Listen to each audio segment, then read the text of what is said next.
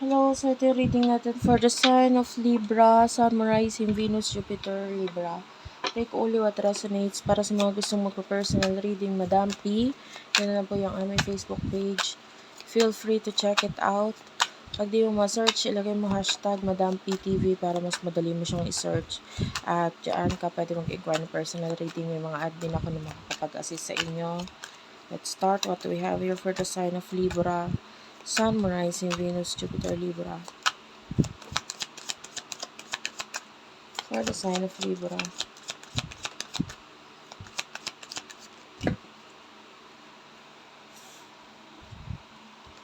Hindi ko to kukunin. Masyadong marami. Kukuha ulit ako. Pwede magkapalit-palit ang roles ha. Depende po sa nangyayari sa inyo. You do have your alchemy, ancestor guides. Wow. What's with the alchemy? You do have your repression and regrets. Okay. So, I feel like there's some kind of past ang nakikita natin dito na parang, I don't know, you're trying to release. You do have your release. Tapos, kasi may mga, yung iba, hindi lahat, pero may iba sa inyo may mga bagay na pinagsisisihan. Maybe may kinalaman sa mga decision mo in the past or mga nangyari sa iyo in the past. Pero wala naman kasi na magagawa yung mga pagsisisi. Kumbaga, nandyan ka na rin lang din naman, nandyan na rin naman yan. Ano pang gagawin natin kundi pangatawanan, etc. So, yeah. And part of you, medyo pinoprotektahan mo yung heart mo. Actually, yung iba sa inyo ganito ha. May energy ako nakukuha sa inyo na nagmamadali. You want something to happen. Pero, pinoprotektahan ka ng spirit guides mo para hindi ka magkaroon ng mga pagkakamaling desisyon or mga maling sitwasyon na naman na pwedeng mapasok mo. And etong spirit guides mo, yung angel guides mo, parang sila yung gagawa ng paraan na wag mangyari or hindi ka mapaano. Parang ganun. Anyway,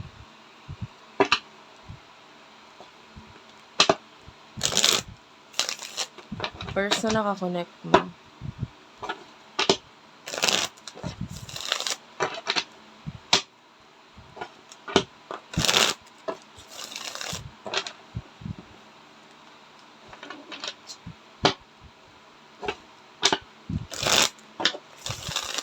Okay. Wait lang guys. Lumipad yung card habang sinashuffle ko. So, kunin ko lang. Okay. So, sorry about that. Lumipad kasi yung isang card. Okay. So, kuha tayo ng for your person.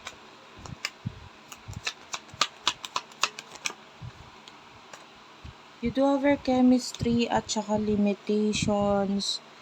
Okay. Yung person na to could be someone, okay.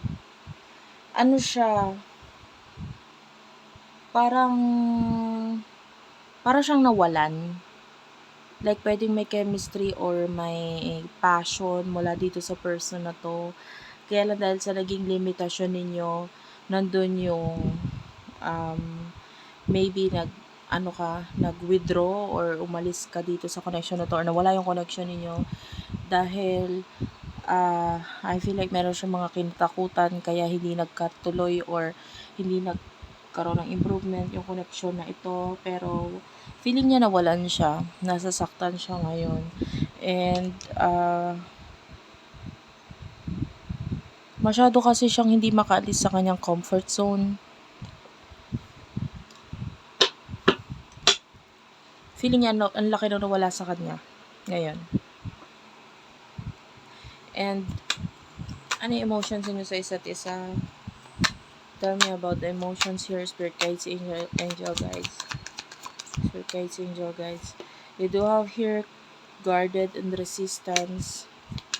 Sa'yo kasi parang hindi na importante ngayon yung emotions mo. I'm feeling like you do have here South Node and comfort zone and sabotage. So, sa ngayon, hindi na kasi importante sa'yo yung emotions mo. Mas importante sa'yo yung sarili mo, like you're loving yourself right now. And nandun yung pagpipigil pa rin sa nararamdaman mo dito sa person na to. You want more from this person. And you're still guilty doon sa emotions na nararamdaman mo para sa kanya.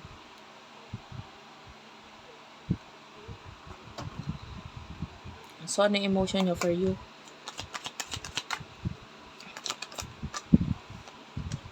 You do have your stability and harmony and the sun. Ikaw kasi yung nakakapagpasaya sa kanya eh. Kaya lang you do have your avoidance.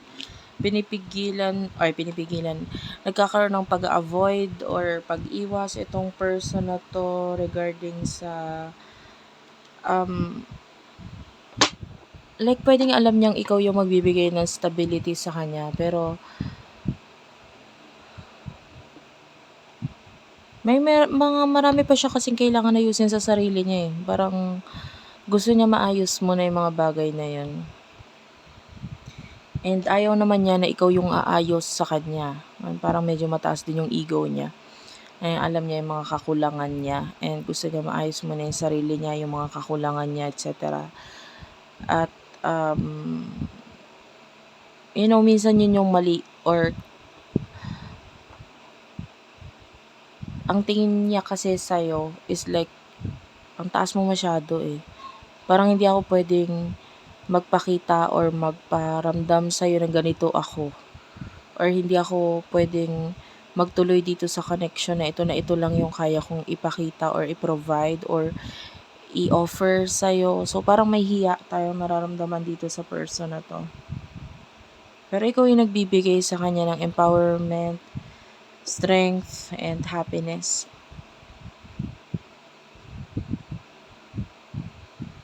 So, sa nakikita natin, walang kulang sa'yo. Ang nafe-feel niya, siya yung may kulang. So, in the near future,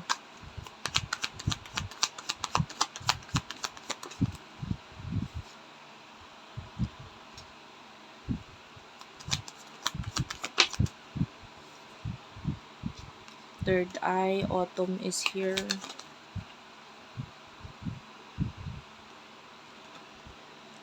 Rejection. One more card.